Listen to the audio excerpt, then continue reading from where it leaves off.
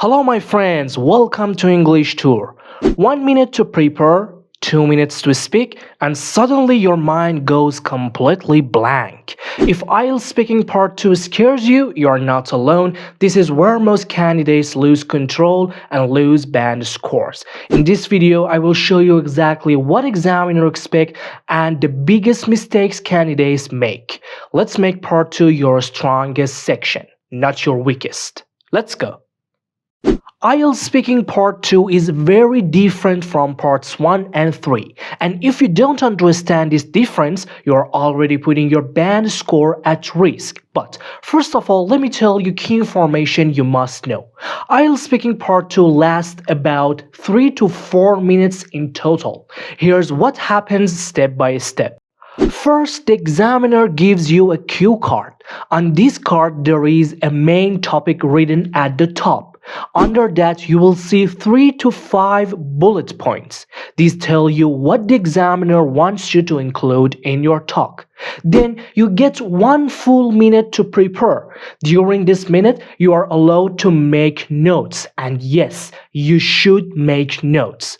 After that, you must speak for up to 2 minutes on the topic, and finally, the examiner may ask you 1 or 2 short follow-up questions related to what you said. But here's something that makes many candidates panic. You cannot predict the topic. The range of topics is huge, and stressing about is a complete waste of energy. But here's the good news. No matter what topic you get, it will always be connected to you in some way. It will usually be something about your life, something that happened to you, or something you have experienced or imagined. So, even if the topic feels unfamiliar, you will always have something to say. And with the right strategy, you can speak confidently for the full 2 minutes, every single time. Believe me.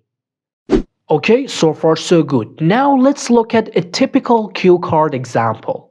Describe a place you like near water. Then you might see bullet points like where this place is, what you did there, who you went with, and explain why you liked it. Now, pay close attention to this. The main topic is always stated in the first sentence. In this case, a place near water is your topic. The bullet points are guidelines, not rules. Be careful. They help you organize your ideas, but you don't need to follow them rigidly or in order. What examiners really want is a clear structure, a logical flow, and continuous speech without long pauses. If you understand that, part 2 becomes much easier and much less stressful. Okay, great. Now let's talk about something really important. Most candidates don't lose marks in IELTS Speaking Part 2 because their English is bad.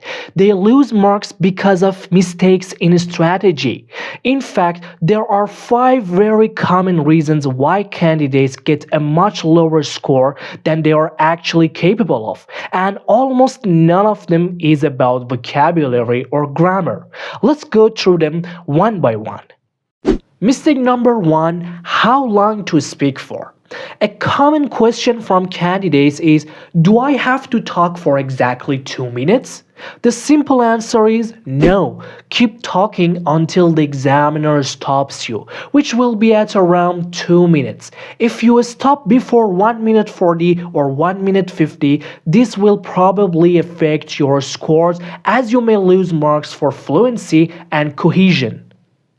Mistake number 2, run out of things to say. Many candidates start confidently and then suddenly stop and say, oh, that's all. This usually happens because they didn't plan properly or they relied on memory instead of structure. When you run out of ideas, your fluency breaks and panic quickly takes over. The goal of part 2 is continuous speech, not perfect ideas.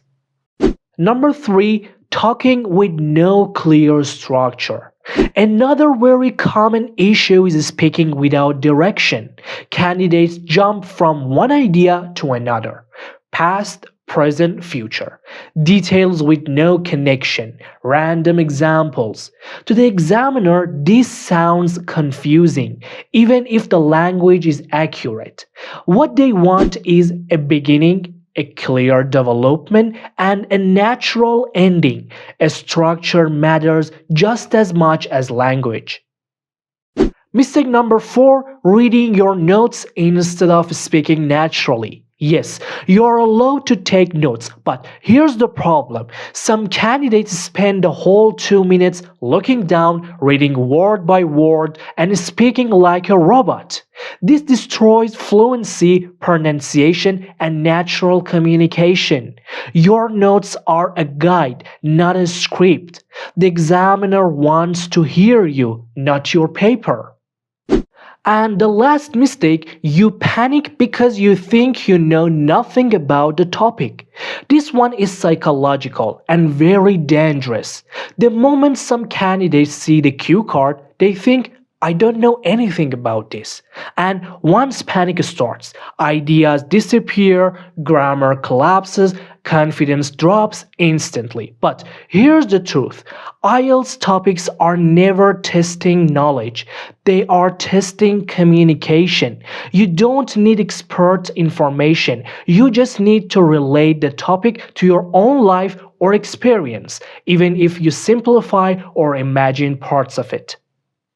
Okay, great. Now let's zoom in more on something absolutely crucial in IELTS Speaking Part 2, the cue card itself.